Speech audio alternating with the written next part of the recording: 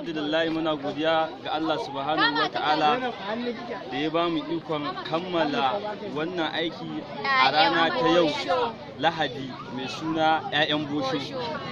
Duk da dai ga irin manya-manyan directors irin su Elin su Anas da sauransu dai sun ba da gudunmuwa a cikin wannan ga Dan Lele shi ma ya ba da gudunmuwa wajen gudanar da ayyukan wannan fim nasa ya ba da gudunmawa kuma wajen cin banka. Muna godiya ga Allah subhanahu wataala. Producer me zaka iya cewa? To ni abin da zan iya cewa a wannan aiki na ji daɗi. Kai wace ce wannan?